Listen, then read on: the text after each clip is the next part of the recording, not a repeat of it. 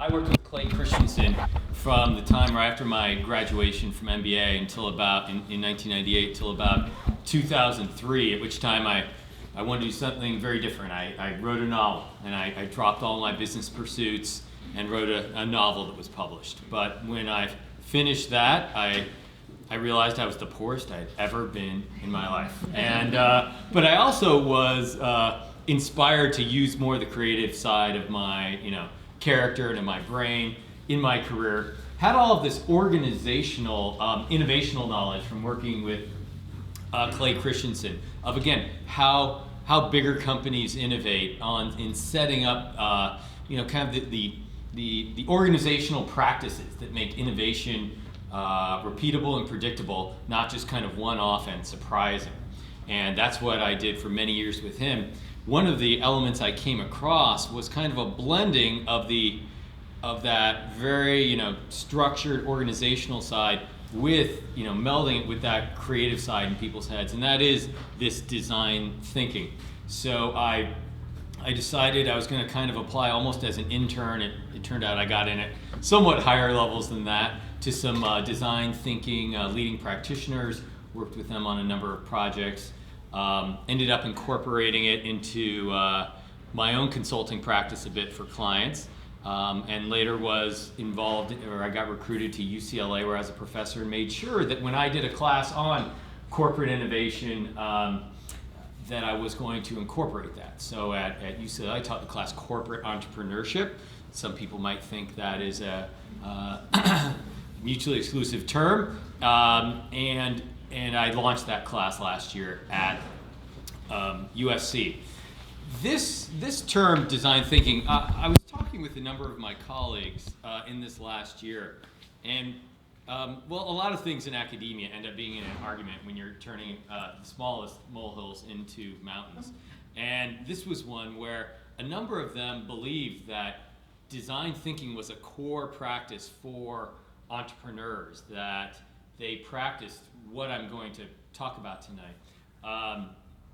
Design thinking is a methodology whereby what was the set of design tools that 30 and 40 years ago people were trained in so they could bend metal and mold plastic into pleasing external designs. Eventually the designers try to get more into the earlier stage of product planning, then into the strategic side. And what was found is that the product designers over the last few decades, or the designers, their methodologies were finding increasing acceptance at higher and higher levels of the corporation, to where those creative approaches are now impacting not just product designs at a deeper level, but service design and even greater strategies.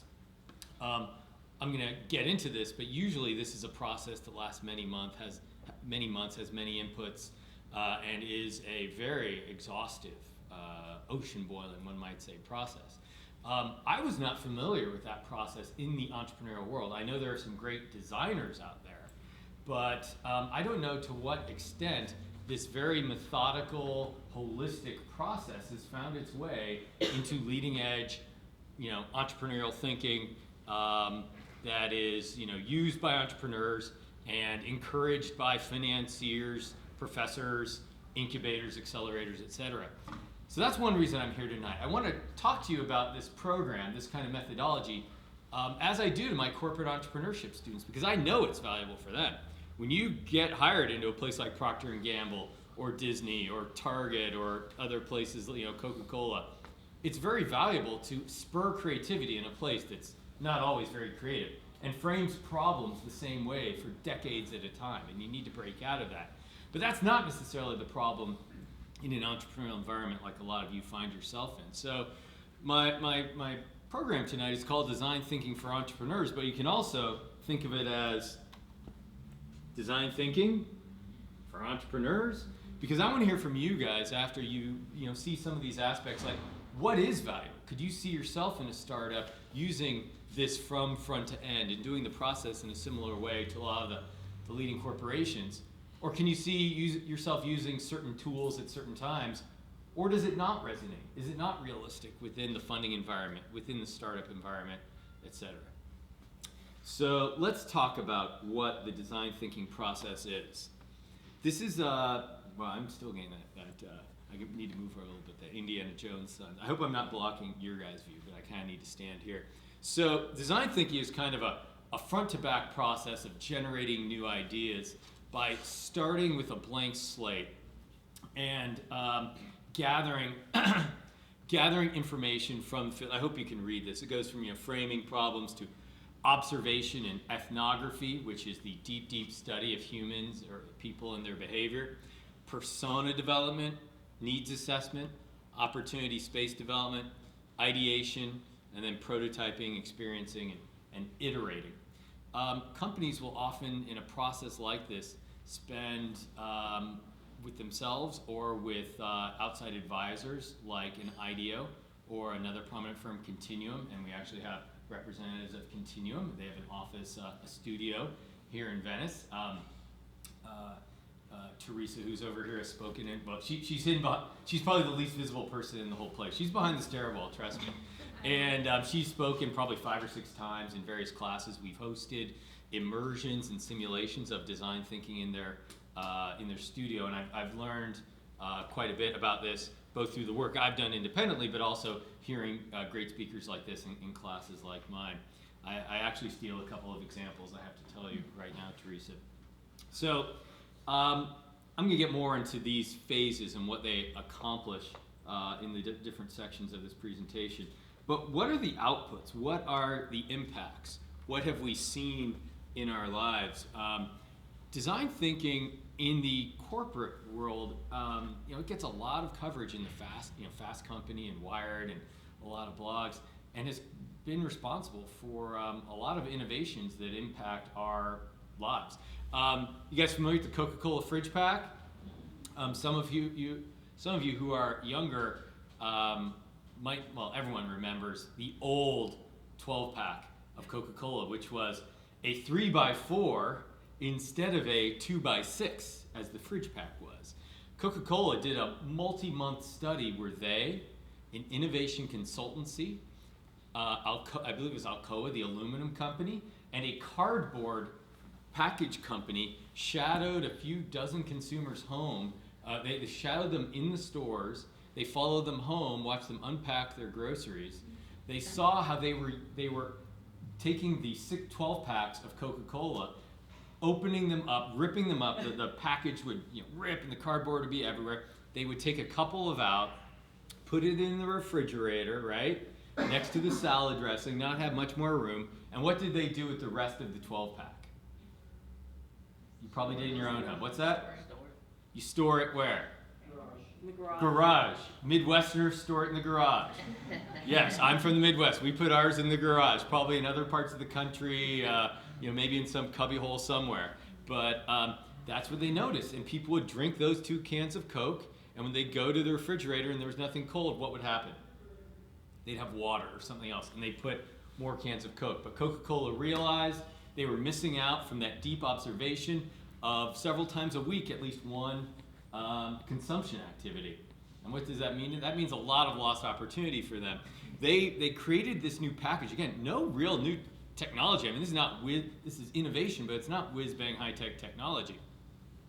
In a field, in an industry where people make and break careers based on swings of 1% and 2% on certain campaigns, certain new products, this led to a 25% increase in share in the canned beverage category in the test market. It's a little less when it was marketed across the country, but still multiple share points. And it lasted for years because it was the cardboard company, had patent protection around the folds and glue points and all of that, and it took a lot of years for other competitors to imitate. So Coca-Cola was a practitioner. Procter & Gamble is a practitioner, and the Swiffer product is actually something that Continuum was a part of developing years ago. And this was developed by seeing people's cleaning habits in their home and how they put off cleaning certain kinds of things because it might be hard to get out the vacuum cleaner, and you could do better dry cleaning and dusting of floors conveniently with a product like this. Design thinking is also well utilized, heavily utilized and famously in the world of social enterprise and kind of not-for-profit. The example up above is a high-tech electronic teddy bear that was created by some students after monitoring, figuring out how young people learned about their disease diabetes. And they found out a tool like this, a toy like this, would be the best way to illustrate the way to care for yourself, because I believe this bear reacted to the disease treatment regimen in the same way their body would. So it was a way to teach kids how to better treat themselves throughout their lifetime. And that was, again, I think it came out of a program, an assignment, and a contest for people to solve this problem from a health organization. This is a wheelchair program, I believe also that Continuum was involved with, called the leverage. I believe it's called the leveraged wheelchair. It is designed for people in developing countries to have a better wheelchair product, because they often don't have level sidewalks, roads, handicap ramps, etc. And it helps people go up inclines and get around on bumpier surfaces, etc. They originally designed it with very expensive bike parts, and this is, again, a multi-year project based out of, I think, something called the MIT Mobility Lab, where they were trying to increase the mobility of handicapped people in developing countries around the world. And they eventually decided, instead of this sexy-looking thing, they decided we need to make this out of off-the-shelf parts available at bicycle shops in countries around the world, and so that it can be repaired in any of these bicycle shops. Because you can imagine if something like this, even though it's lighter weight and all that, shows up in Uganda at a bike store to fix, you probably can't do it. But again, corporate world, Fortune 500, and the not-for-profit space, the social enterprise space. There are very famous stories of this being applied. In the startup world, for a company that's been influenced by this from the beginning, again, I'm not so sure. I'm hearing dribs and drabs of people that are influenced by this methodology of thinking, but I want to really determine how valuable it is and where those great stories are of an entrepreneur that's used this from start to finish. Anyway, what are some beliefs of people who utilize this kind of method? So first of all, it is very field-based. You're getting out of the office. You're getting out. You're not looking at the existing reports, the existing industry knowledge, talking to existing customers you have in your network.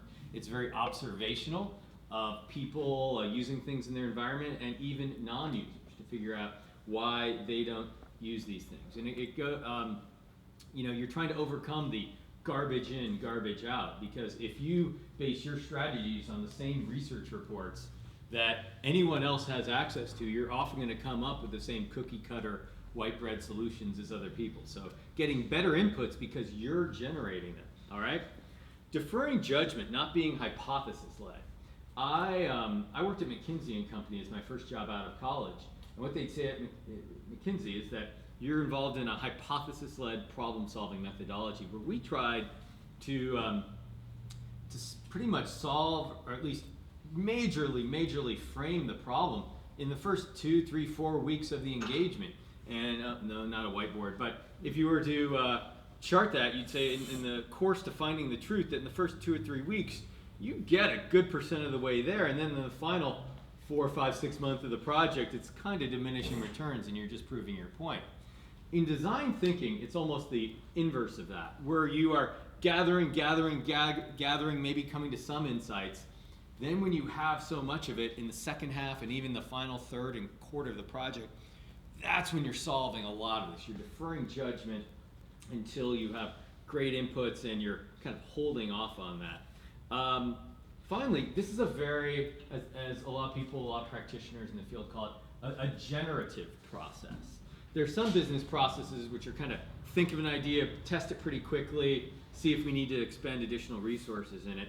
This is one, again, since you're deferring judgment, it's counted on a lot to generate ideas. There's some consultancies, actually. When I worked with a consultancy called Jump Associates, they really did not have methods at the time, which is why they wanted an MBA, for kind of validating, improving some of these ideas. They were all about putting ideas in front of a client that the client would have never thought of using their processes, right? And then the client, maybe in collaboration with Jump, could start to judge what's the profit potential from these. It was not a part of the process until 99% of the way through the project. And sometimes you almost like hand it off and someone else can prove the validity of it later. So I might be simplifying a little on this kind of thing and the steps of this process, but it's good for us now in our time frame. So what are some of the main elements? I mentioned, observation and ethnography. One of the key things is selecting subjects, and this is something I've borrowed from my friends at Continuum. Some market research methodologies want to find, the average household and see how they react to things. So you're doing an oral care, a toothpaste study. You find the mother of 2.1 children who's 35 years old and in the geographic center of America, and you find out how she would react and how she would find this product price and how useful it would be. With a lot of design thinking, you want to find more users at the extremes, people that have very, very different needs for the product space, the industry, that you're dealing with. So in this case, Continuum was working on a project in oral care, and they did not go after that mother with 2.1 children. They went after much crazier people, like singer, that if they have mouth problems and anything was bothering them, it would really impact their performance. And in this case, people with grills, that the golden add-ons to their teeth, that if you have oral problems, you're in for a world of hurt because you got a lot of extra stuff in there. You probably have very different needs for keeping your mouth clean. So they sought out really great, diverse sets of people. Now, you don't need dozens and dozens, scores and scores, hundreds and hundreds. And this is not about doing surveys. This is about the heavy observation. I've heard anywhere from 8 to 10, 9 to 12, 10 to 15, but you are not scouring the earth. You are trying to find from different extremes illustrative examples that you can observe to help you generate these ideas. Another important part is interviewing in context. This is not about having people show up in a conference room for a focus group or come to your office. You want to interview them in their environment so they're spurred on, they're doing their natural activities or reminded of their natural activities when you're, so sometimes you're observing them, sometimes you're talking with them. This is a fellow from a project that I was on looking at soccer and building a brand in the world of soccer in the sporting goods industry. And you can see a TV in the background. We are in a sports bar in Seattle where this person is watching, I think it was like a World Cup qualifying game. So definitely someone very interested in international soccer. And we interviewed him before the game, observed him as he watched the game, talked to him more at halftime. But it was that mix of observation and talking, but again, in the environment. Another key thing are the artifacts you come across. Again, this is from that sporting goods project.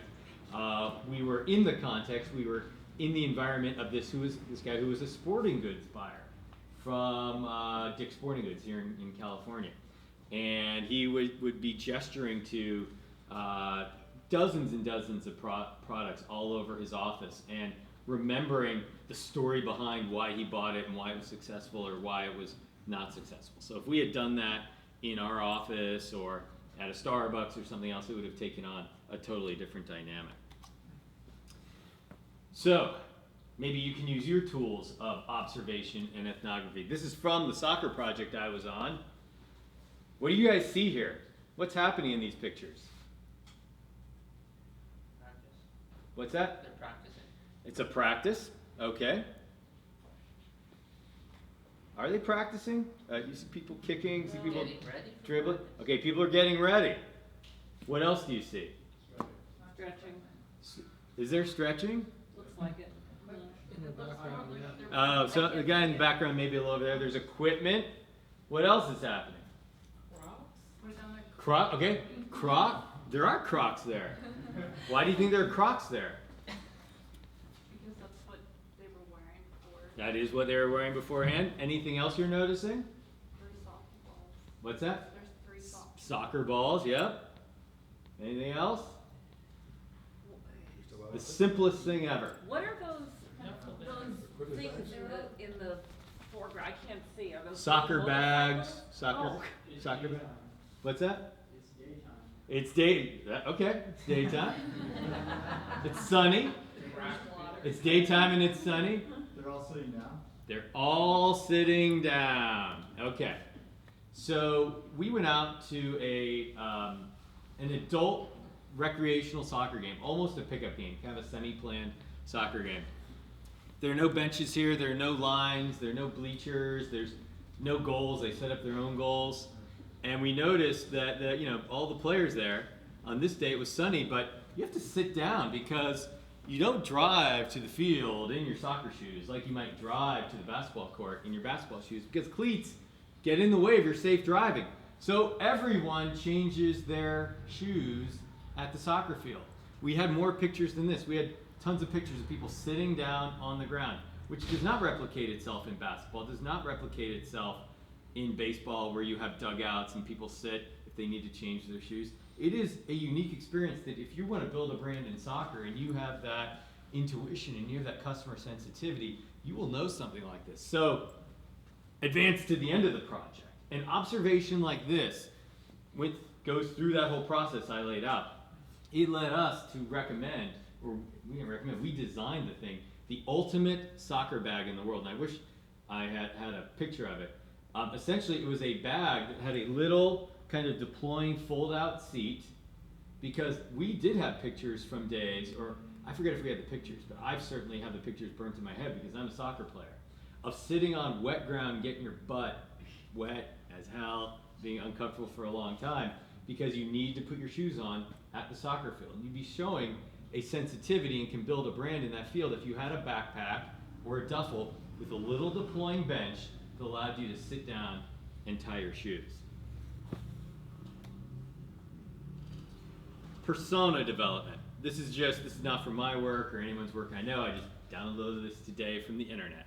But oftentimes, either by creating personas based, pretty much around the people that you interviewed, sometimes recombining elements, you create a picture of ideal customers that, again, in the world of something like oral care, we are not defined by our age and our gender and our race, that kind of thing. We have more psychographic elements and things we demand out of products and services that are sometimes tied to those demographic effects, but not always at all. There's nothing that says old people are cheap. There was that was a stereotype for years. That was because all those old people grew up during the Depression, right? So they had psychographics. Now, my mom is wintering everywhere, spending money crazy places. Though that new demographic does not have that same view, and you can't just base it on the old stereotypes and assume demographics have certain qualities. You associate the qualities with a psychographic profile, often called a persona, and those can often be something that you later test ideas on. That how would Roberto react to this? How would Roberto pay for this? How would Roberto find out about this product? Would it be good for him?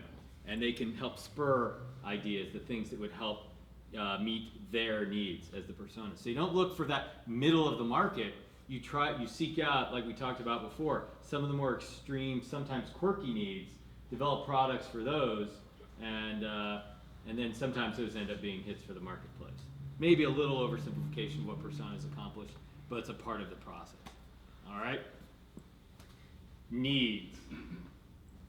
Sounds simple, but a lot of people skip this process. Needs are absolutely an essential part of doing the design thinking process. Boiling down not to product requirements and not to a certain technical solution, but ultimately the real, I'm not even going to say consumer need, which is what a lot of people say, the real human need, the real family need.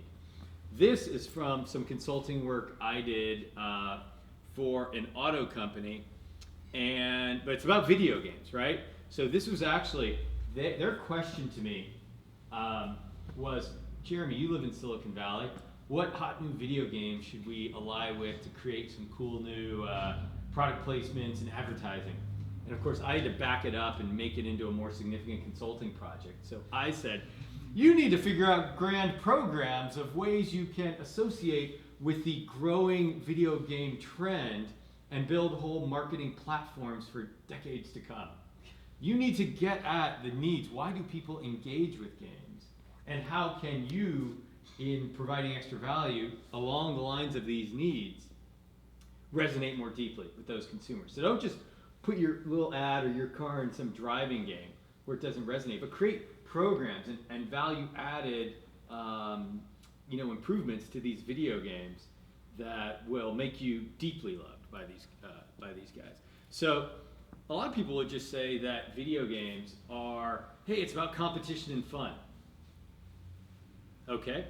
Well, we actually, in our ethnographic interviews, of sitting with people in their living room at times, or of, at times we did some of these in a Starbucks or whatever, but we really got to these deep needs. And so, as you can see, the smaller type is several dozen, a few dozen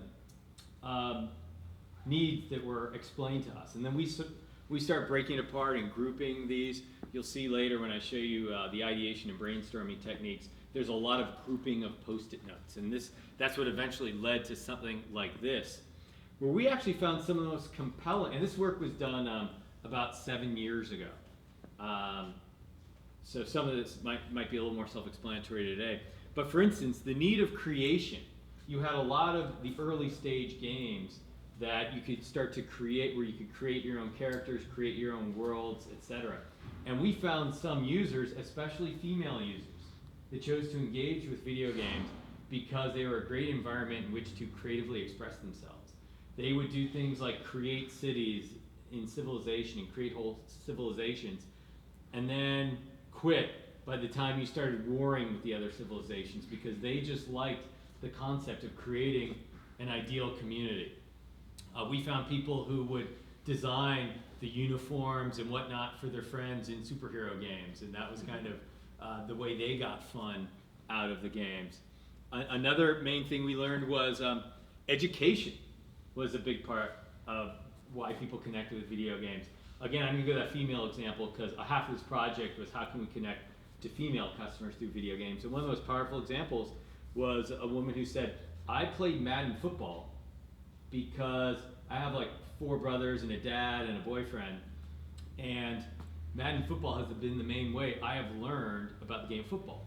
I've learned all the teams, I've learned all the positions, I've learned the different plays, I know the difference between a screen pass and an option play and this and that, and now I can hang with them on Saturday, I don't miss a thing, they don't groan that they have to drag me along, and I have much higher quality interaction with my family and my boyfriend, all right? So found that about history, found out about a number of things in education. All right, so this is still not developing a product. Needs are one of the truisms I like to say is no one needs anything. No one needs a ladder, right? I need to do something. I need the ability to reach high things and get high places, right? I don't need a bigger screen on my computer. I don't need a bigger keyboard on my computer. I need to type more accurately. So an example of early market researchers in the 80s might have been asking, what do you want from your computer? They might get examples of someone saying, I need a bigger screen. Someone else says, I need a bigger keyboard. But what they're really thinking is, I need to avoid typographical errors. And as the designer, don't listen to what they say they need in terms of a product. Boil it back down to the need. So you have to ask why. Why? Well, I need to avoid typographical errors. I need to type more accurately. Well, as the product designer, you have to realize, because the consumer doesn't, that the way to avoid those errors is not having a bigger screen so you could see what you're typing better. It's by coming up with something like the spell checker, right? A software solution. And it's your job to solve the problem, not the consumer's job to solve the problem. You can get the needs from the consumer, and then you have to smartly connect them later to a solution. Yeah, question, sure. Quick question. I mean, that seems very logical for, I don't know what to call it, like products that, like the iPhone or glasses or whatever. But what happens with, I don't know, luxury products or more like artistic or, I don't know what to call it, but like for instance, Multi-dimensional products, aspirational products. no, like for instance, a line of home furnishings or, a line of, lighting or whatever, where the sole value of it is the design itself as, You mean an aesthetic design? Exactly, thank you. Yeah. Well, I think that there are a lot of people that do great things in aesthetic design. But I think the people that do the best things are the ways to meet real needs as well as the aesthetics, because we've all been to that living room where you come up upon the amazing couch, the work of art, and then you try to sit on it and you slide off, or it's too deep or whatever, but it has great fabric and a sweeping form. So some design gets a bad rap because it is designed for design states and just for aesthetics. But I think something like, this is not in that exact area you're talking about, but Method products, so they created beautiful looking packaging, but it's not ornate. It's very simple, elegant, and with great colors. And they took the garish labels off of their dish soap, because that would always crinkle up. When it gets wet and it crinkles and it looks so terrible and you're kind of peeling parts of it off. So you could leave it on the counter, right? It was also non-toxic, and it also had and this is in the area of design, a valve that they realized the value of not having to be able to turn it over and shake it. It had a valve that you could just pick it up, it wouldn't leak, but you could squeeze because all the soap was resting in the bottom of the container. A lot of people said, this is a sexier, nicer looking container, and this is a better smelling product. It is luxurious. But when you add in the component of, it's not toxic so I could leave it out, I don't have to put it below the sink in the child-proof area, and I have this really well thought out valve, which, by the way, dishwashing soap had been around for 100 years before someone invented this valve.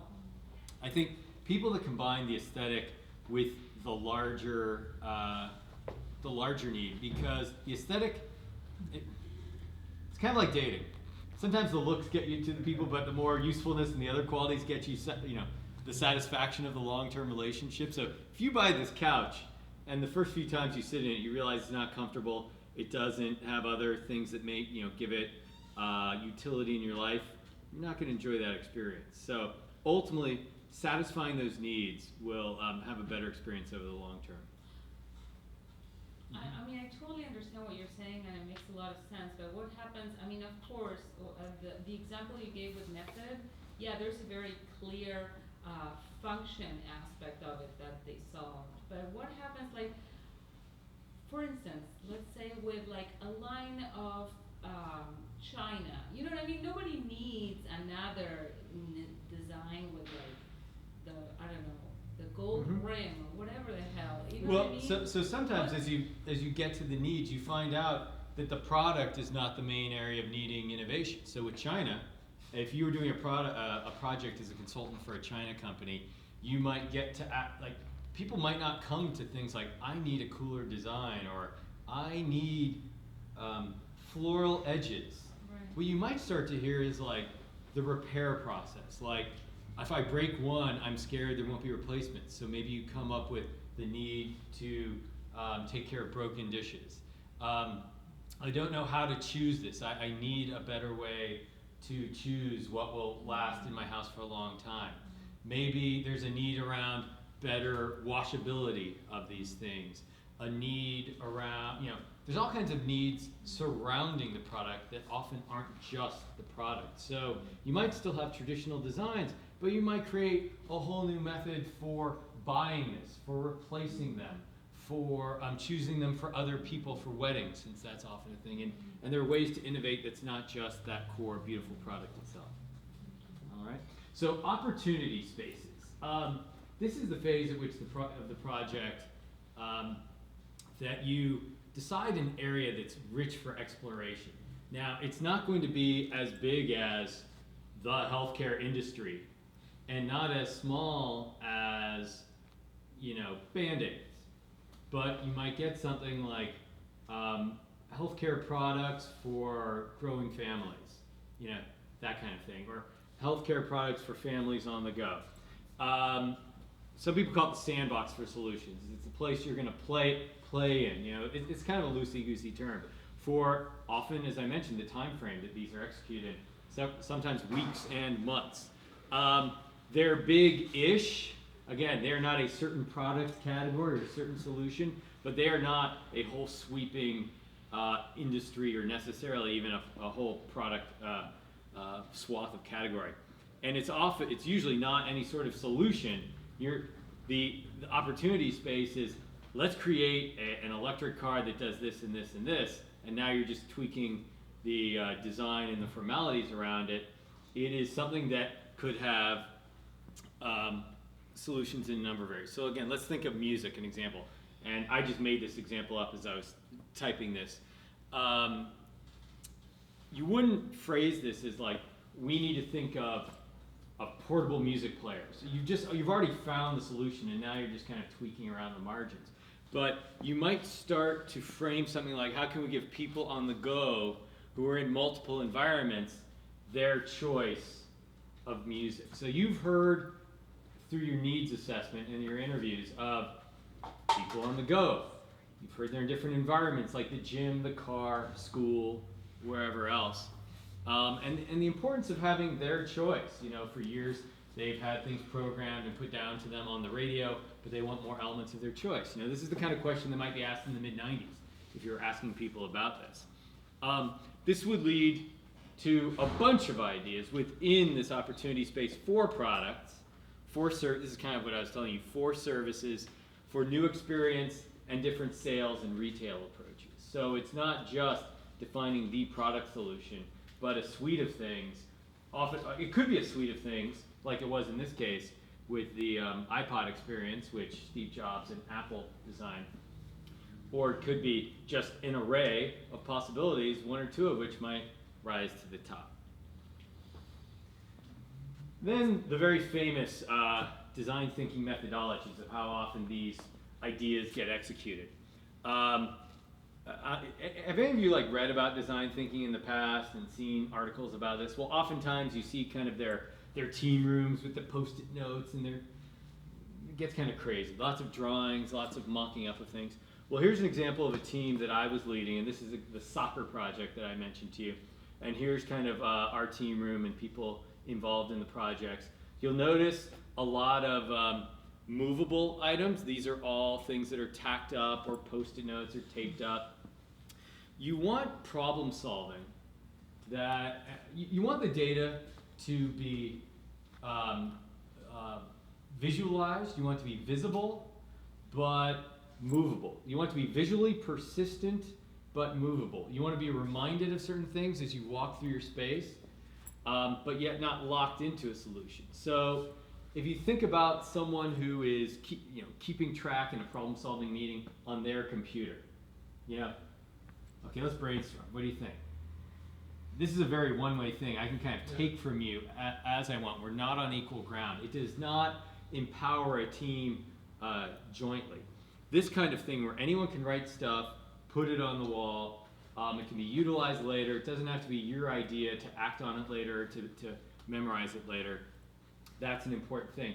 But it also has to be very movable. So think about a whiteboard. Sure, it can be erased and all that, but you can't just take in old whiteboards. There's some electronic ones now, but you can't just take that word that he wrote or that concept that she wrote up there, that drawing, and especially if you're doing this in the rise of this in like the 80s and 90s of this methodology, it's harder to deal with that. We have electronic tools now, and some of it has been inspired by these approaches.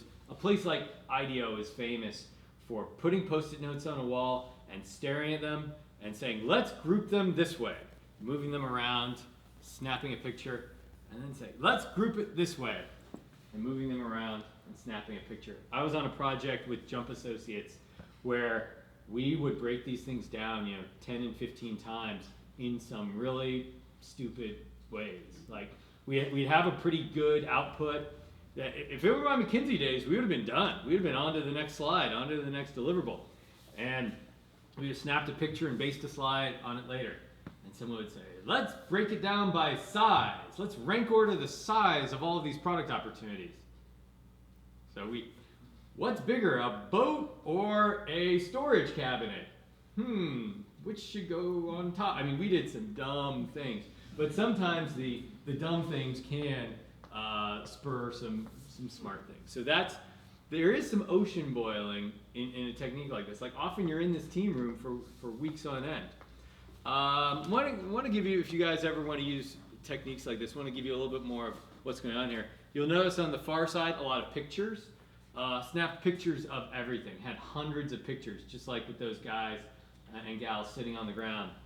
And it was not, and these were all digital pictures, but it's not good enough to just have them on the computer. We printed them out and made sure they were there all the time. If we wanted to find something or we wanted to remember something, we were forced to see it every day. You'll notice the different colors of of those Post-it notes. First of all, the fact we did not use Post-it notes. So some of them of the design strategy firms are very tied to Post-it notes. But when I was with Jump Associates, I actually noticed a lot of the Post-it notes fell to the ground, and you'd come across them when you're cleaning up your team room, and you'd say like, "Oh man, didn't we want to talk about this again?" And you've already quote unquote solved the problem. Yeah, I wish we'd incorporated that into our thinking more. Yeah. Question about the ideation phase. Yeah.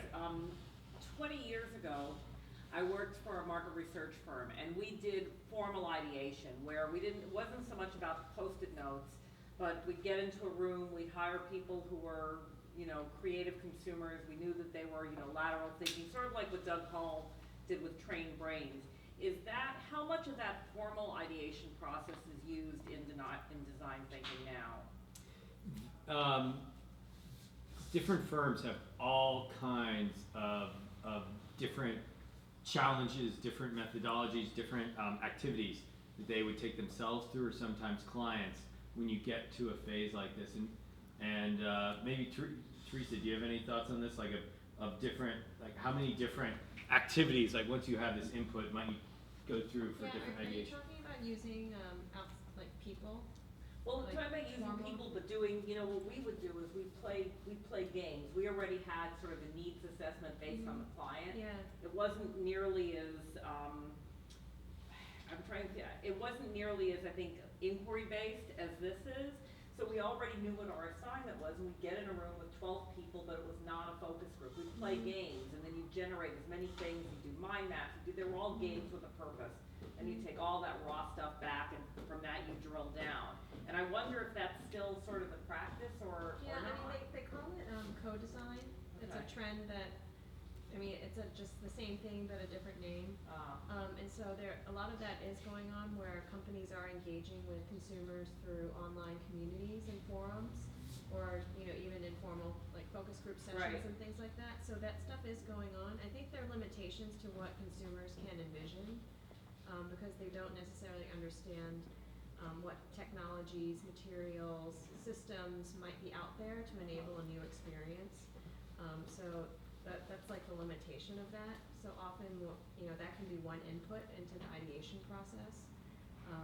So when we go through ideation, it's often a combined client and internal team that we're using to come up with the ideas, and then we'll use validation or evaluation with consumers post Right. ideation to get feedback on the ideas, to iterate them one more time before coming to a conclusion. Or doing concept design and so forth. Yeah, exactly. Yeah.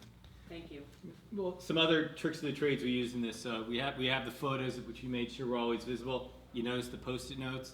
Those were not Post-it notes. We had the transcripts of all our interviews on our computer. We took outtakes. We put them in a Post-it note sized template, printed them out on different color paper, sliced them, put removable tape on them so we could use them as Post-it notes. What does that do? It makes it so they're always searchable. You're not writing things with a Sharpie and counting on finding it later. You can always find that quote on your computer quickly. We color coded it. And in this case, we had another issue of where we wanted to segment out men and women in this case. So the men are cool colors and the women are the warm colors in this, because when we found certain, like, what did people say about their shoe experience? We'd find all the quotes about shoes and we put them up and see if men and women said different things and had different needs and different inputs. So these are little tools of the trade that we used in this case. Finally, taking things to, or not finally, next phase, taking things to the prototyping stage. So when I was with McKinsey, a lot of our work was manifested in 3 bullet points that is supposed to give you an amazing strategy, or at least the priorities, the main elements of a strategy. But I find that things are much more actionable when you see how that strategy is manifested in real products and services and some of the subtleties. This again is for our soccer project. We found, again, a need around convenience that was a part of this, the ultimate temporary goal, portable goal product. And this had a lot of features that have never been introduced in the market. And this was, we didn't have metal benders per se that a place like an Ideo would have in a major studio like they have in Palo Alto, but this was actually a moving CAD CAM design. I created a mini innovation consultancy inside of a mostly an advertising agency. So we had a lot of people who were very artistic and were used to doing product mock-ups for ads. And so now we're designing the product and they're mocking it up. So this thing actually really worked. It was probably just a few phases away with some tweaks. Like this could probably be sent to a factory somewhere to be outsourced and made, or at least a prototype made physically. But it was movable and we could do things with it. Again, a convenience play. This was the ultimate ball bag. So I don't know if you've ever seen people coming out to a soccer practice, but sometimes they have a very small bag with a couple balls, and you walk out, you kick one, you walk, you kick the other, you walk a little more, kick the other one. Anyone seen that at a big soccer practice? This was to solve this, and when you got to the practice, you unattached it, and you had 2 mini goals for your practice, okay? No product like this is in the marketplace. We found a need for being able to create certain kinds of passes and shots, but also a need around combating boredom in a soccer practice, because you're not using your hands, you're not doing a lot of things you might do in other sports like fielding with a glove and hitting and base running. It's kicking and there's heading, but basically if you want people to learn to shoot with a certain level or intensity, or to shape a ball in a certain way, we created essentially, anyone play frisbee golf back in the day? Anyone heard of frisbee golf? People play that, where you might have to throw around a tree or over a house or other things. We created essentially a frisbee golf challenge, but a soccer golf challenge, where the different shapes of the goals and different challenges test different abilities to kick a ball or pass a ball, shoot a ball in a certain way, which would overcome that boredom factor. All right. So I mentioned that the main practitioners of this kind of thing are major companies. These are some of the famous stories. All these companies have had articles about major design thinking programs they've done in places like Fast Company. Something like Bank of America famously had the Keep the Change program, which was co-designed by Ideo. Shimano had the, anyone familiar with the coasting bike that was out a few years ago? It was supposed to be the simpler bike that would really get people on the road across the country. And that was a failure of design thinking, actually. They rolled it out across the country and it failed because they didn't adequately take into account the channel, the bike stores, the guys that shave their legs and they're such enthusiasts, and you say, I'd like to buy a bike for around $300-400, and they say, did you say $2,300? Let me show you this beauty. They didn't take into account the needs of that channel, and so that project was not a great success. So I mentioned this very holistic process, and you could see the very demanding nature of this. And I know from my experiences working on, I think, 5 of these projects, all of them lasting several months. Some of them half time on the project, but all of them lasting several months. I know from other projects in the design thinking realm that might, last a year. I'm sure someone like Teresa that's led dozens of projects, there's been a variety, but these are very involved, very long-term processes. So that's why I was wondering, again, if this is a valuable process for entrepreneurs. Because I mentioned, I have not heard of a startup where their genesis story was deeply rooted in the design thinking process. Even say Steve Jobs. I pulled out his biography because he's supposedly the ultimate businessman designer. And I was looking forward to really hearing about the methodology he went through. Who did he observe? How did he find his information?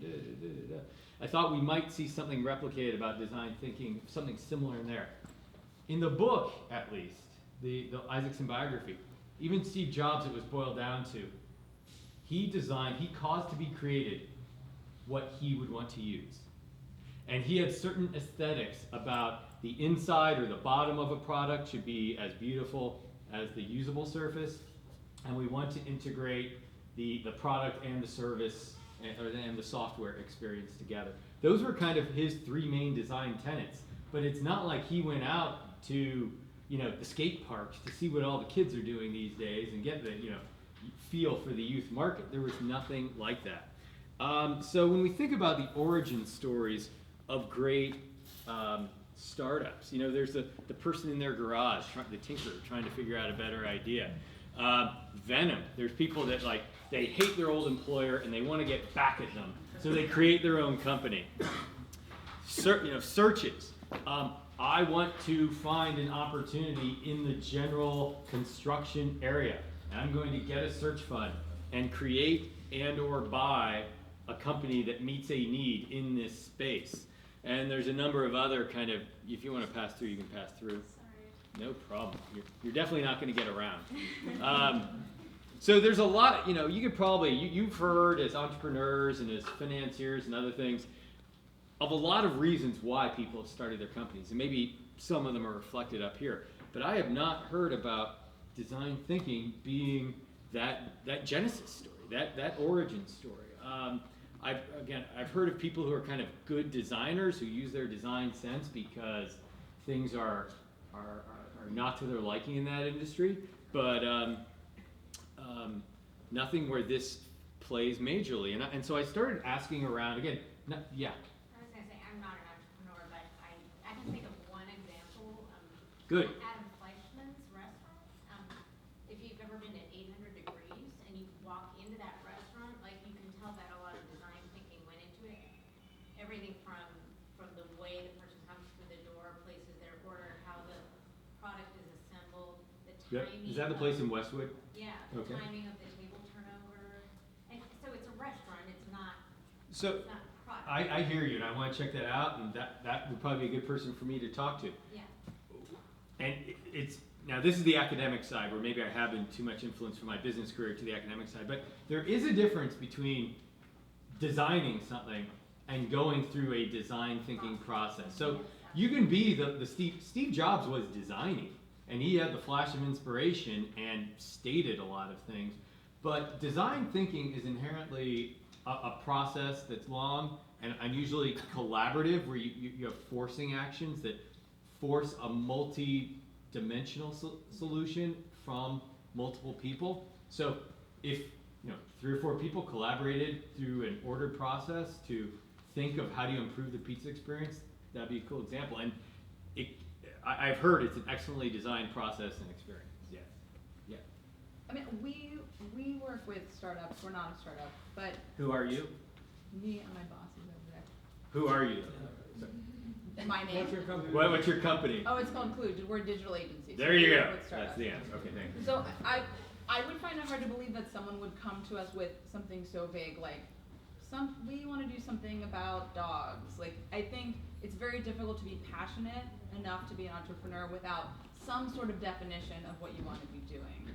And while I believe in the design thinking process, I think for startups, it's really, it makes no sense for them to spend several months in the field kind of just like gathering data and come back and kind of download it all. It seems very counter to the lean startup methodology. That's, yeah, we're kind of jumping, yeah. Just to jump in, I think design thinking is being used quite a bit, maybe more than ever in entrepreneurship, and lean methodology is a big part of it. And it's this idea that, just like software used to be shipped on long cycles, release cycles in CDs for a long time, and they figure out now where you're kind of doing deployment of code almost every day for a lot of people. That's that tendency of the methodologies that got developed with software, they're using them now for design thinking processes as well. And we are very involved in that process. So it's almost shocking to see the waterfall methodology of design thinking today, because for us, that's going away and it's being disrupted by the same process, but in quicker ways. Like just yesterday, we went to a lean UX workshop, and we were talking about personas versus proto-personas. So you still make a persona, but you do it fast. And you don't have that ethnographic research, but you do have you're trying to still go after the description of the needs, the behavior, the description of the person, and some sense of who they are. But you're trying to do it quicker because the budgets are smaller and the cycles of release are way shorter. And you're trying to validate really quickly on this process. Okay, great. Yeah, I'm in the same field as these guys, and I think there is a really interesting distinction between the design process you're talking about and this whole lean, startup methodology, which is so popular in our field. By the way, that's the next phase, but. And I think the key difference is where the research happens, right? In startups, it's so much a rush to get to market and to build a prototype, and not just use it for design validation, but actually ship it and put it in the hands of real customers. That's where the context comes into play. So you don't have to do as much, in the field testing before you actually ship your product. When you're talking about software, you build it first, and then you start asking those questions. Yeah. And with a lot of the design thinking, there is a part of the classic design thinking process, which is prototype and test. But it might be, a styrofoam restaurant experience. Like if you're designing 800 degrees, you don't have a pizza oven that cooks at that rate, but you just have something where you have a fake pizza that comes out the other end in 3 minutes, and you have styrofoam fixtures around the restaurant. You kind of test the experience, where in the software world, you and you're getting kind of fake users, and you're getting example users in often. But you're talking about a real world where you get the thing out in the lean startup methodology to real people who are paying, correct? Real paying customers. So real quick, just to finish through the last couple slides. I did some research, just some quick and dirty research in the spirit of leaner methods, of some people in the West Side startup and entrepreneurial community, some people sitting in this building, some financiers, some entrepreneurs, where I'd say stuff like, are you familiar with entrepreneurs using design thinking? And getting responses like, what is that? Describe it to them a little bit. That sounds like it's only a corporate thing. Having, people that are experienced for 30 years in the entrepreneurial environment, I haven't seen anyone using that. Again, saying, I know good designers in the entrepreneurial area, but I've not heard of anyone doing this. And at this point, I think of this time frame. I don't know. In this case, it's someone who is concentrating the angel investor world. I don't know anyone who would pay for that. Like if someone described, what are you going to do with my money over the next 6 months? Oh, we're going to immerse ourselves. Pull back the checkbook. Again, people, as I described it, sometimes they thought there was value. They thought it sounded interesting. As I talked to 3 of the incubator accelerators who are having guest speakers, who have advisory committees and mentors and other things, none of them had design thinking programmed into their education series or their mentor stable. That said something to me. Their design thinking has been around for as a rising methodology gaining in popularity for I'd say about the last 12 to 15 years.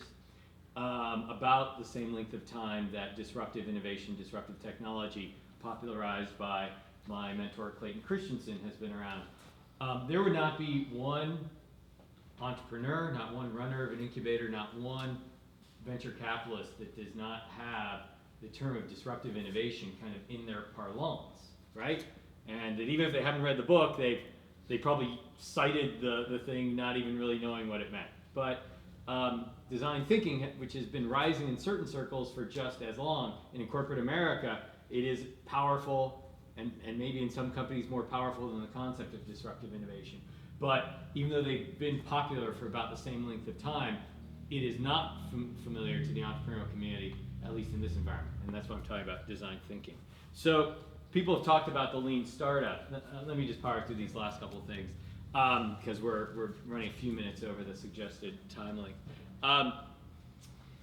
As I was thinking about bringing this back to my colleagues and saying, like, can design thinking be overlaid on existing processes? Can it be a part of existing entrepreneurial processes, or essentially kind of the flavor du jour of how do you execute things these days? Because, guys, I don't know if there are any venture capitalists in the house, but we all know there are flavors du jours of how you roll things out. You know, if you're doing an internet company in 97, 98, you better be talking about acquiring eyeballs quickly, right? In this kind of environment in the last 3 or 4 years, you better be citing some significant overlaps with lean startup methodology, right? So I actually did find one piece on the internet. It was actually a great Prezi, and if you guys want to look this up yourselves, this is the closest that I've come to someone else answering pieces of this question that I've been thinking about. It's the one Prezi on the subject by Roland Miller and Katja Thoring, Thoring. You could look up this Prezi, which I stole this screenshot from. But they are talking about the lean startup methodology and seeing, and then they compare how it overlays to the design thinking. So this is actually a spreadsheet kind of with key elements of design thinking and key elements of lean startup. And there are some overlaps, but I know you can't read that. I'm just going to call out in a more readable form things that are different. So in the design thinking area, there's a lot of ideation, and the team is on equal footing in developing these things. In lean startup, it's really a key of that founding idea, that founding, passionate idea that is that central generating force in a company. You could see different approaches between qualitative and quantitative methods. And I'm not an expert, by the way, in the lean startup process, actually. I'm actually more knowledgeable about design thinking than lean startup. Business model, core from the very beginning of lean startup, where in design thinking, I think it was a few years ago that more and more of the design thinking studios started to have more business factors professionals. I do think some started to think that we're really having a little bit of a cop-out if we don't think business models. So they started to have more MBAs be involved in the process. I know Jump Associates, which I'd imagine is one of the top 3 or 4 design thinking shops in the country. They were at about 25 professionals when I was brought on as kind of, an experienced intern, one might say, the highest paid intern in the place. But I was the first MBA ever associated with the place, and they kind of thought I'd have some magical business model creation tool and magical market sizing tool, and maybe even something I had programmed onto my computer already. But I used more of like the McKinsey methodology of like, okay, how many users of this product are there, and how many, the consulting problem solving method. Anyway, hypothesis testing. Remember, this is not hypothesis driven design thinking. It is deferring judgment. Where lean startup, inherently you're proving hypotheses from the beginning and putting that first best product, minimum viable product you can get out there, and proving things. So that's why, again, I don't know if a startup can really utilize this. I do know that some people have mentioned that this might be viable for a startup that is in a more comfortable setting, that is in a corporate incubator to start, or maybe that is in a university program or an incubator to start. And they're educated in design thinking. They execute parts of it in that comfortable, slower moving setting, and then maybe move to a place like this. You're going to be kicked out after 3 or 4 or 5 months. Is design thinking a holistic process in this case, which the design thinking shops in places like Procter & Gamble would certainly execute it in that way? Or in this case, you notice the arrow is gone. Can startups thinking about maybe after becoming facile in school or in a certain training program with design thinking, treat it as a toolkit? Maybe certain phases of it are not as valuable. You don't have the time. The purists would want to go through all these parts of the process because you're gonna miss key things. But in a way, kind of the entrepreneurial process is about missing and skipping some of the things and not boiling the ocean. Maybe it's thought of as a toolkit and not as that ultimate process that has that arrow that you're following step to step. That's kind of where I leave it. I leave it as an open question of, again, many of my colleagues at the Greif Center are ultimately convinced that a lot of startups use design thinking. I am convinced that a lot of startups have a great design sense and that there is value in some methodical processes, that there are certain aspects of the entrepreneurial system today, which is, was it fire, ready, aim? Rather than the ready, aim, fire, which this is more of a part of. And I've heard about some of the famous entrepreneurial failings that could have been avoided had someone done something like this to get a better view of the marketplace, to solve the real problem that might lead to a customer being satisfied over the long term, becoming a repeat customer, having sustainability of income. So I present this today so you can see a methodology, learn about it, maybe get curious about it, research some on your own, but also for as much my own questions of testing ideas and figuring out what is applicable and all of that. So that's why I wanted to put it out there today. I've had some great questions that have gotten me thinking in new directions, and I'm happy to answer any questions or actually just open it up as a forum to hear your thoughts and about this and what it means in an environment like this. And definitely Teresa as well, if you have comments from the continuum perspective.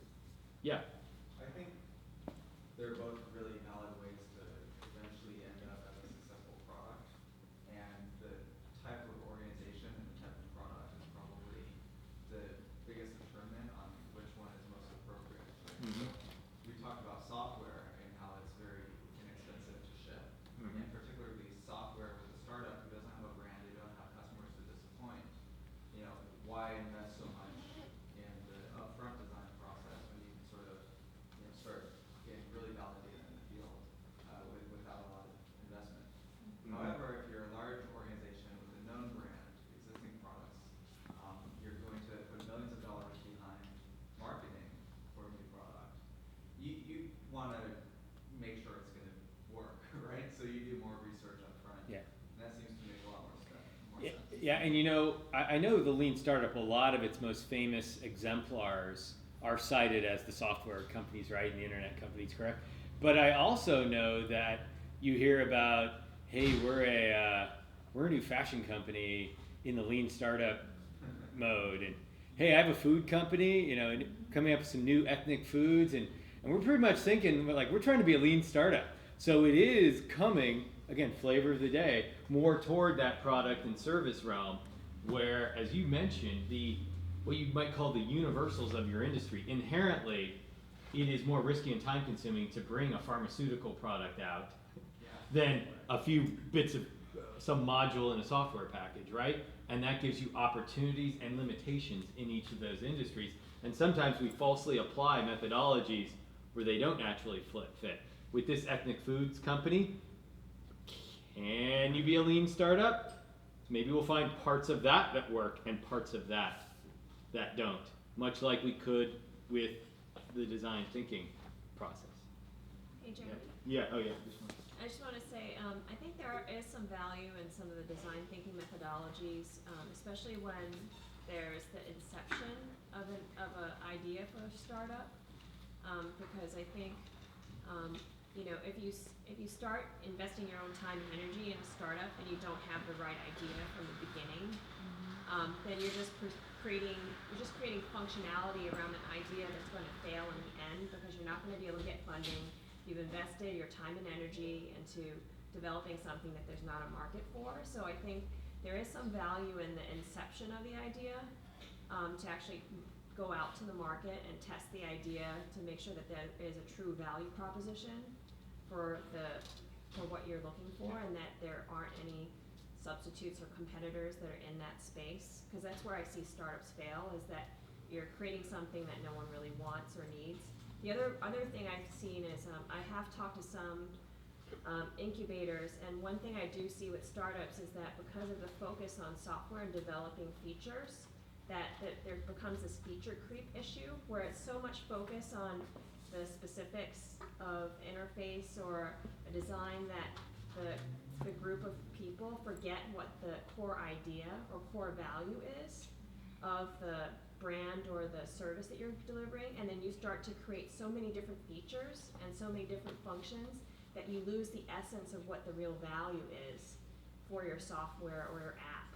And I think that's one thing that can differentiate, a Pinterest from other digital pin boards, is that, they stay true to the function versus trying to add, multiple views, multiple functionality. Like, I think there's something about design thinking that helps to channel people around a concept and an idea, that provides like a lighthouse for people to design and code against. Yeah. One thing some people mentioned to me as I was doing, again, my interview with 7 or 8 people about this, is that a couple of them said, I do think while no one really did this once they were a going concern as an entrepreneurial firm, I have a feeling some of the people that I've met and worked with over the years were doing this in their head for a year. And they had their own little war room, which was a collection of some pictures they had taken and things like that. And I see why people would say that. I do inherently think design thinking is a collaborative, like, again, as laid out with those multicolored pretty boxes, it is a collaborative staged process. That's why I've talked to some colleagues about saying, I would think a class called design thinking for entrepreneurs in the collegiate or MBA setting would be very valuable. Not saying leave here and use this again, necessarily. You're not going to use this hundreds of times in your career. But by doing this process, you'll see some of the patterns that will lead you. You're not going to immediately, as she was saying, start being so feature focused, right? Remember she was talking about just being feature creep and it's all about features, but rather have that lighthouse, have that key need that you're designing around.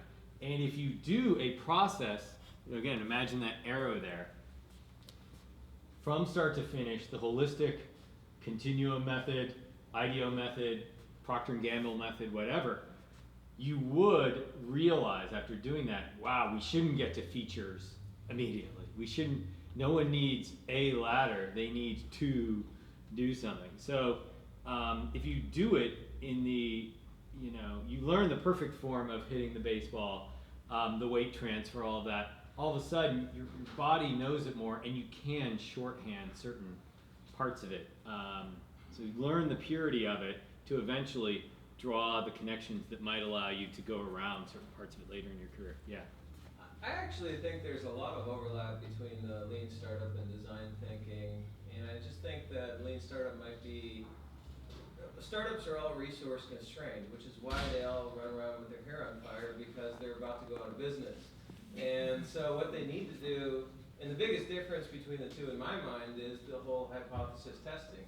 I feel like rather than being very exploratory and just throwing something out there to see what happens, what the lean startup does is they make this hypothesis, which seems, like I said, to be the biggest difference. They make this hypothesis, and then they go out and test that, because it seems to me that that's much more immediate feedback. But the best lean practitioners that I know, they're all open-minded, and as you guys know, in the lean startup language, that they word pivot. And I've seen some companies pivot into a completely different space because whenever they got out there with their hypothesis, they realized it was never going to work. So I feel like it's two ways to get to kind of the same answer, but because startups are so resource constrained, they almost have to throw out a guess. And the whole point of the MVP is to get out there and to get feedback and to see how people actually use what your hypothesis is. So. Okay. Yep.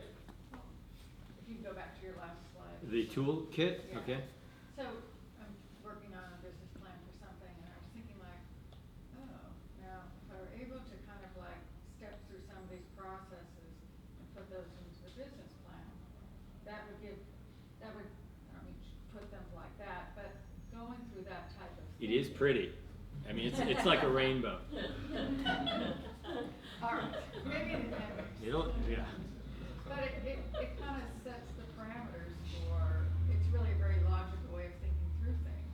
And it would kind of, I think, help me and, the investors I'm hoping to gather to kind of show that, all right, we did look around this, we did kind of step through this process. I've heard a couple things along that. One is that, let me start with the positive side. And that is people who have done design thinking and or even sat through a good presentation based in design thinking realize that it's the best projects and the best presentations in this area are not just about kind of the business case and the numbers and the demographics. It's almost about the emotional case, the raw love and hate around certain product and service experiences. There's getting a business opportunity, a product and a service opportunity with your head and your heart. And that's what design thinking at its best does that some traditional problem solving things don't do. Now I've also heard literally one of the people associated with one of the incubators in this area said, if someone went through this process, it would actually be a negative to me. I would think they would never be comfortable without 100% knowledge, because this is trying to get toward 100% knowledge, even though it's again 9, 10, 12 interview subjects. At least that's my read on design thinking. And they literally said if someone went through a 6-month process or needed to feel they knew this much about the market before jumping on an opportunity, they're not for our accelerator. Yeah. But I'm sorry, I didn't mean to cut you off. Did you have more on? No, I just think what it does is it kind of steps you through, so I have in mind what I think is the right plan for this. But as I start to step through this and that causes me to think about this way, it just allows me to test them out and then hone a little bit more.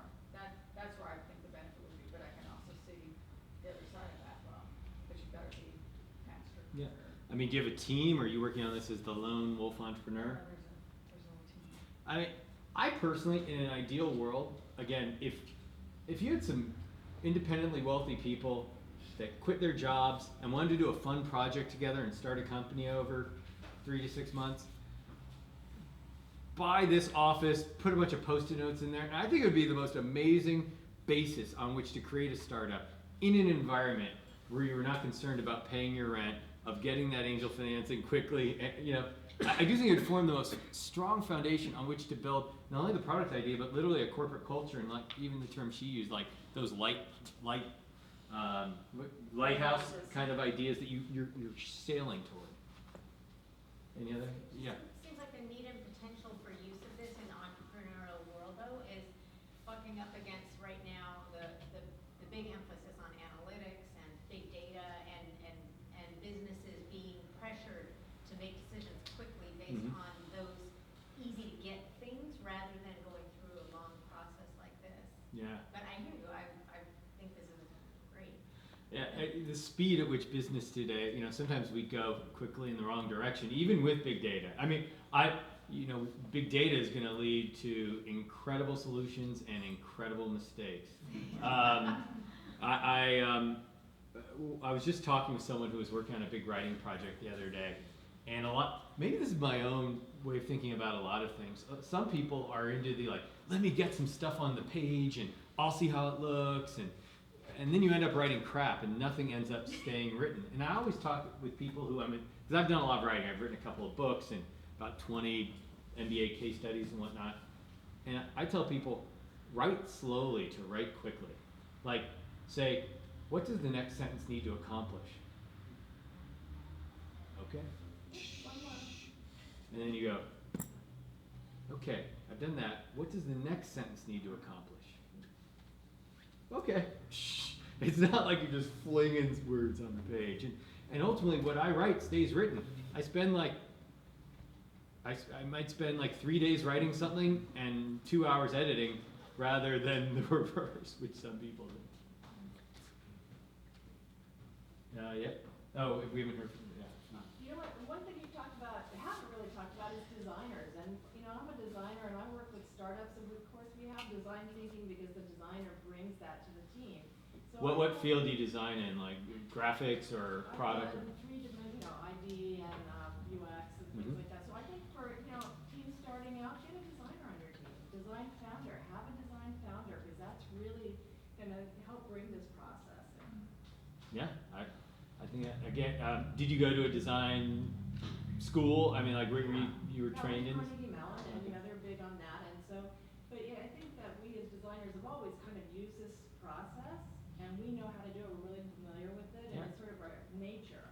And so, you know, when I work with startups, that's our job to bring that in. So I'd love to see teams that get designers on their team early. It's your era. It's your era now. The designers. I mean, so you know, in America, in our business history, in kind of the turn of the century. I mean, the last century. You know, creating industrial America, the Henry Fords. You know, the engineers were ascendant. Then you kind of get to the post-World War II era. Finance was ascendant. You get into the 70s and 80s.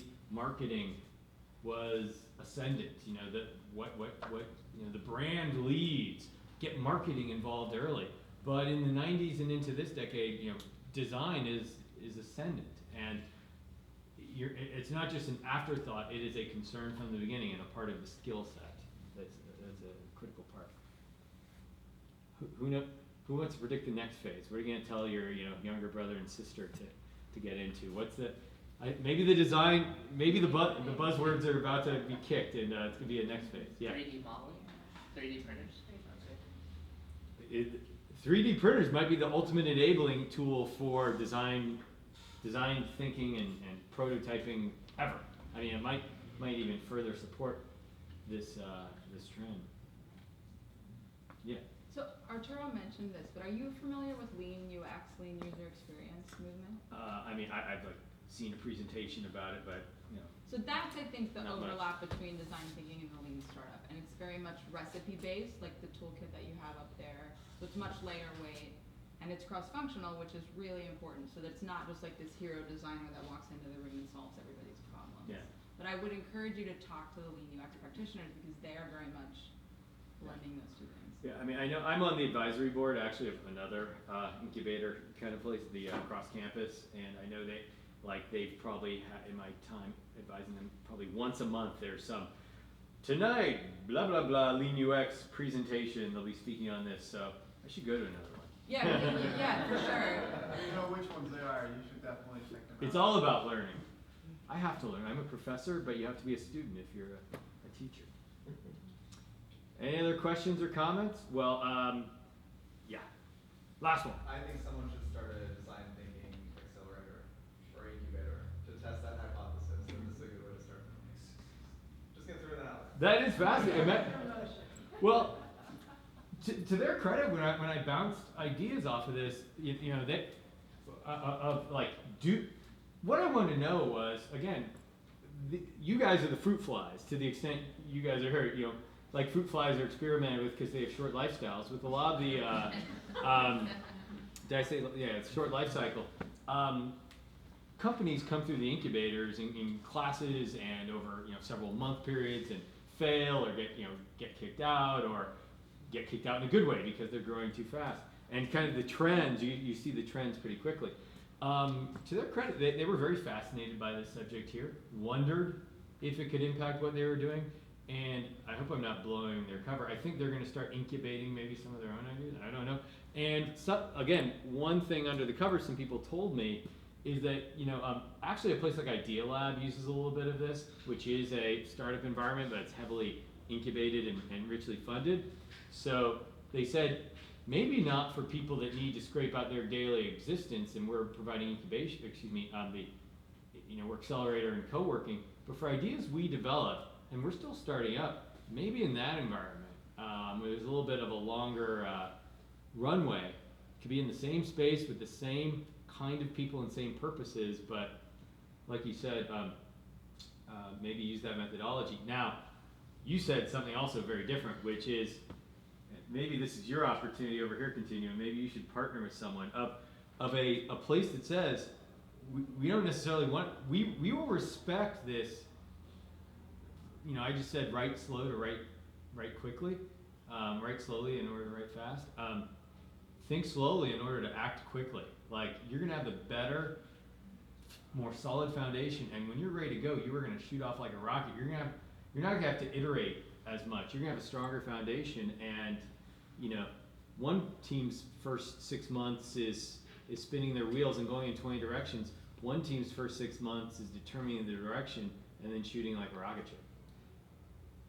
It would be a fun hypothesis to test, wouldn't it, if someone embraced that from the beginning? Yeah. I just want to say, Continuum, we're working with a health-based incubator that's headquartered in the East Coast, and they've hired Continuum on a project retainer basis to consult with each class of startups, and we've already gone through 2 rounds, and I'm actually heading out to Florida next week to consult with a new class of startups. Not just necessarily like doing some metal bending and plastic molding on their behalf, but this is an educational, no, we're training them in design thinking techniques. So, and it's a light version. So basically, it's more in the front end because they haven't gotten funding yet. They're just starting their business plan. So I think there's a lot of value in the business plan stage. I agree with probably the development side. It's a little too unwieldy for lean. But I think really in the beginning, just to prove out, what is your core proposition and what your core value is, this is very, very helpful. Because this is what large companies pay us to do, is what is the right fishing hole and what is the right target. If you don't have that right concept and you're just developing something and testing and iterating something that eventually will fail because your core concept is wrong, you're wasting your time. Even though you are lean and you are like fixing things incrementally, it's eventually not going to work. So what's interesting is, obviously today is the day that I'm talking about this here, so I'm paying more attention to this, but there's an example of maybe the cross-pollination of this into that incubator, that startup environment. And I mentioned I talked to my friends at Cross Campus that I'm on the advisory committee for, and they had never had a presentation about it, had never seen a company coming through using it, but just tonight is their first presentation ever, and we were joking about it because they only found out, one of them knew the other day, and 2 of them found out today that I was giving this presentation here on design thinking. They're having it's not quite called design thinking, but Robbie from RKS anyone here of RKS? He's 26 blocks away giving a design thinking-ish, or the closest they've come to that presentation at Cross Campus. Not true. I mean, they have had other presentations, they just don't call it design thinking. Right. So we had design thinking panels at SBF, which they hosted at Cross Campus, and also. Oh yeah, okay. Well, that's not their programming, number one, and that's not their. They are having. So it's not their program. They are trying to do a certain value proposition for their client customers that would appeal to them being able to raise funds, et cetera. And so they have not implemented that, but other outside programmers may have. But yeah, it's certainly not a core part of their offering. Okay. Well, thank you very much. I learned a ton tonight, and hope you did too.